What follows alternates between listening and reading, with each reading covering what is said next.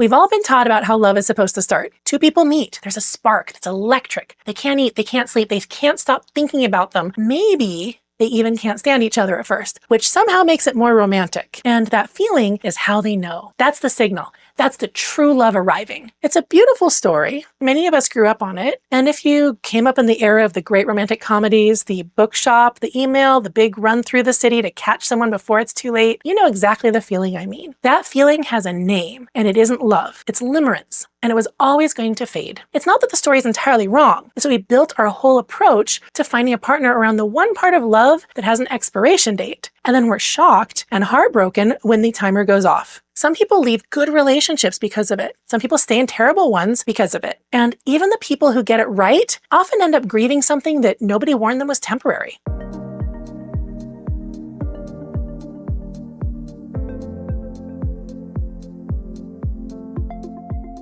I'm Dr. Robin Dickinson. I'm a family physician, and for years I sat with people through their relationships, the start of them, the unraveling of them, and everything in between. Today I want to talk about why the way we fall in love sets us up to be unhappy and what actually tells you whether someone is right for you, because it is not the spark. If you've seen my other videos, you've heard me mention the difference between limerence and love. I want to go deeper here because this is one of the most useful things a person can understand before they hand someone their whole life. Limerence is that early, obsessive, intoxicating phase, the racing thoughts, the way they seem perfect, the way an ordinary text from them can light up your entire day. It feels enormous. It feels like the most real thing that's ever happened to you. But it's a chemical state. It's your survival brain running a reward loop, the same kind of loop that makes a slot machine hard to walk away from. It's intense by design, because for most of human history, that intensity was really useful. It bonded two people together long enough to get a vulnerable new human through its earliest years. That feeling is real. It's a real feeling. But what it's measuring is not, this is the right person. What it's measuring is, this is a new person and my chemistry is on fire. And here's the part nobody tells you. It has a shelf life. Limerence typically burns for somewhere between a few months and a couple of years, and then for everyone in every relationship, it just fades. The chemical did its job and switched off, the way it was always going to. Real love is what can grow in the space the spark leaves behind. It's quieter, it's a little boring compared to limerence, and I mean that as the highest possible compliment. It feels like safety instead of fireworks. It's the person who shows up, who's steady, who you can actually like at 7 a.m. But because we were all trained to read fireworks as love, when the fireworks stop, people panic. They think the relationship has died, when really the relationship was just finally getting the chance to begin. So we've got a temporary feeling that the culture has taught us to read as permanent truth. And then watch what that does to people. The first way it goes wrong, people chase the spark right past the people who would actually be good for them. I saw this in my practice more than I can count. Someone steady and kind and truly compatible would come along, and it wouldn't feel like enough. Not enough electricity,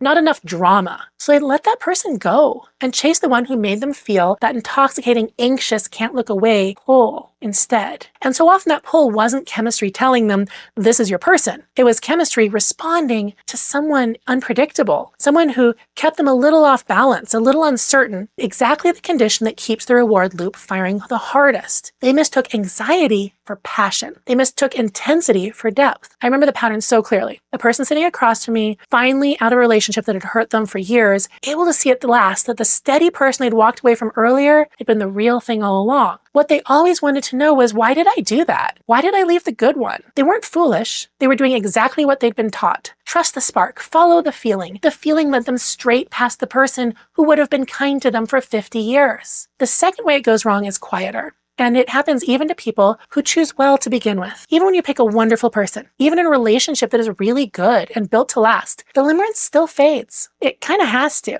And if no one ever told you that was coming, the fade feels like loss. Like the magic leaked out. Like maybe you settled, or maybe they changed, or maybe this just isn't it anymore. People can be in a perfectly good marriage and quietly mourn, wondering where the feeling went and whether its absence means something is wrong. It doesn't. The disappointment when limerence fades can be profound, and it's almost entirely because nobody set the expectation. If you go in believing the spark is the whole point, then the spark fading reads as the end of the point. But if you understand the spark was the opening act, you can actually be glad when the main event begins. Here's where it gets practical, because we don't just misread the spark. We go out of our way to manufacture it and to hide everything that would tell us the truth. Think about how we date. The nice restaurant, the careful outfit, the best stories told at their most charming. Everyone is well rested, well dressed, on their best behavior, lit by candlelight. It is a performance, not a dishonest one necessarily, but a curated one. And it is almost perfectly designed to keep the spark going and to tell you nothing about who this person actually is. Anyone seems wonderful over a beautiful dinner. That's a low bar. The dinner is the pornography version of a relationship, engineered to look a certain way, edited down to the highlights.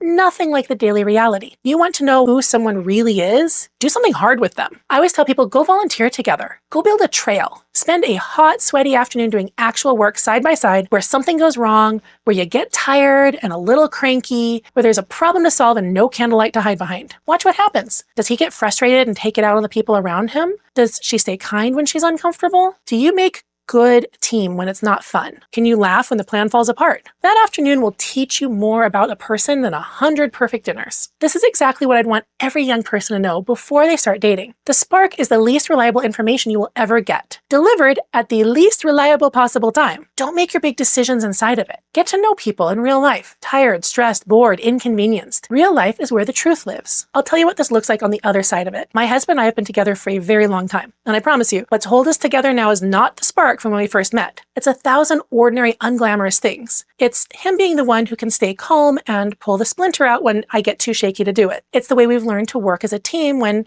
something goes wrong. And plenty has gone wrong. None of that is fireworks. All of it is love. And I would not trade the quiet, sturdy, real thing we have now for the most intense spark in the world. The spark was never the prize. The spark was just the thing that got us in the door. What we built after it faded, that's the part you actually want. So if you take one thing from this, the intensity of a feeling is not the measure of how right it is. Teach that to yourself. Teach it to your kids before they need it. A racing heart can mean, this is my person, or it can mean, this person is keeping me really anxious. And early on, you can't tell the difference between the two from the inside. So don't trust the feeling to sort it out for you. Go build a trail. Watch how they are when it's hard. Let real life tell you the truth that the spark never could. That's the clinical truth about falling in love. And it's the same thing underneath everything I teach. When you understand how your own body and brain actually work, you stop being run by feelings you didn't choose and start making decisions that are actually yours. If you want your kids to understand all of this, relationships, the brain, how to tell real connection from a chemical high taught clinically and without shame, that's what Making More Humans is built on. You can explore the curriculum and watch your first lessons for free at drrobinschool.com/truth. I'll see you next time. Take good care.